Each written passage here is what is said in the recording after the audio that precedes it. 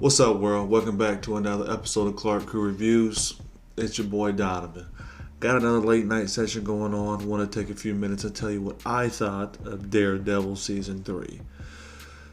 I have to admit something.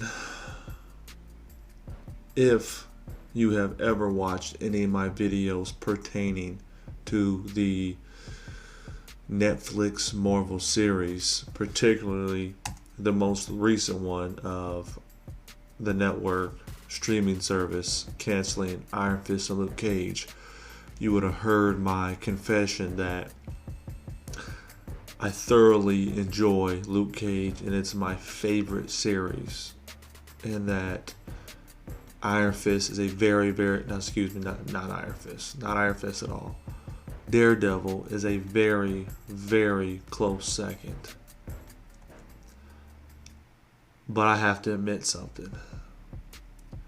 This last season of Daredevil illustrated to me that this series is the best out of the 4, 5, if you count Punisher, 6 if you want to count Defenders series. It's the best. It's the quality of show. It is the best one. Luke Cage might be the coolest and the most relatable and representative of me. Daredevil is the best show. Now, we'll try to talk about the show with minimum spoilers, but I kind of feel like you can't really do a quality review if you don't talk about some spoilers. Couple things. The idea, the character progression of when the characters that he hits bottom, he's down and out, he's trying to rebound. That's been done before, but the show did a good job of bringing Matt Murdock back into the fold. Now, what was interesting about the show, spoiler, he went the entire 13 episodes without actually being Daredevil. What I mean by that, he didn't have the suit on the entire season. But he still, to a degree, was fighting crime. Mainly Kingpin or Wilson Fisk. Like, he had it out for Wilson Fisk bad, along with Foggy and Karen. They wanted Fisk back in jail back because Fisk is he's a pretty good villain. He is very manipulative. He is very resourceful, and his money makes him very powerful. Fisk did his thing. Fisk might be, because the Marvel series don't on Netflix, they haven't been killing the villains off like the movies have, right? So Fisk might be around for a long time because he doesn't die or get killed at the end of the series. At the end of the series, what happens is very unexpected, but it happens, right?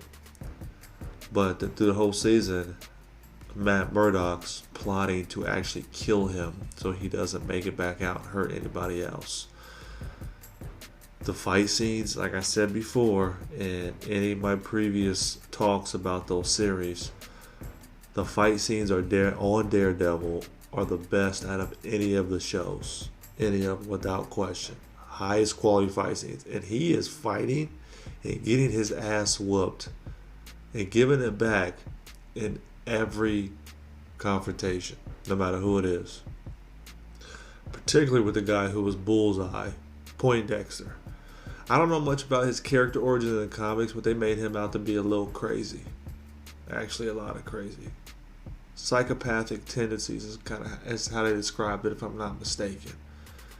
He was crazy, but he was accurate and deadly with anything sitting in front of you. Like, he could take my microphone, he could throw it at you and right in the middle between your eyes and kill you. He was that accurate with anything.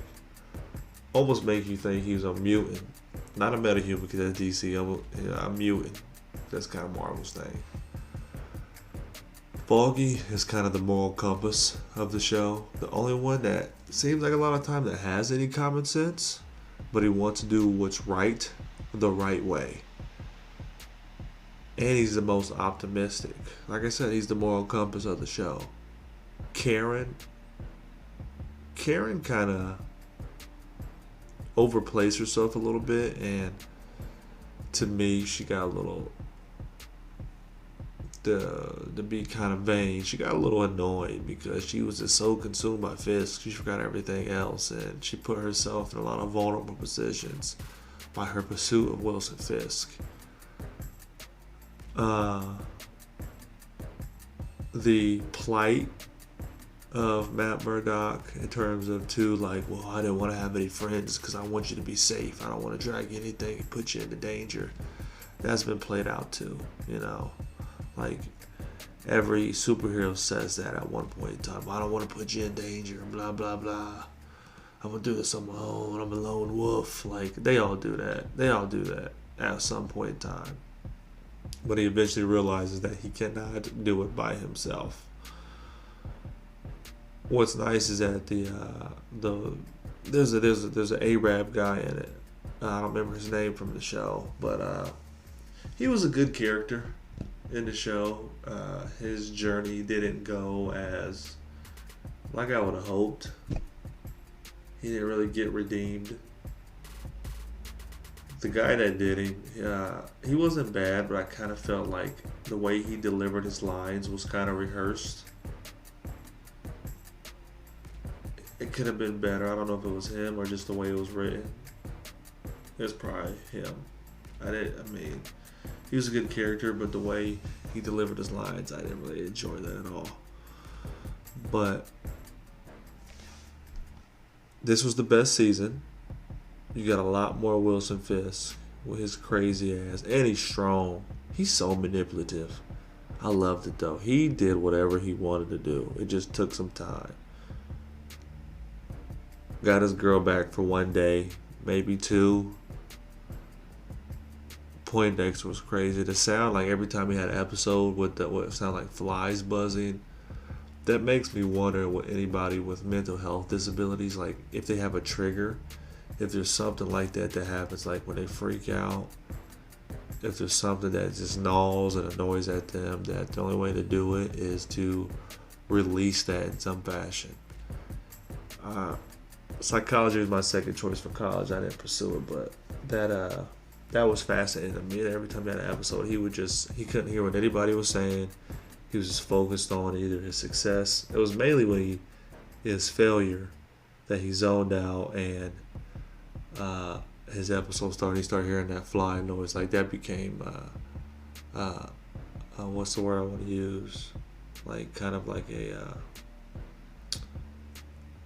that was a clue that something was about to happen in the series.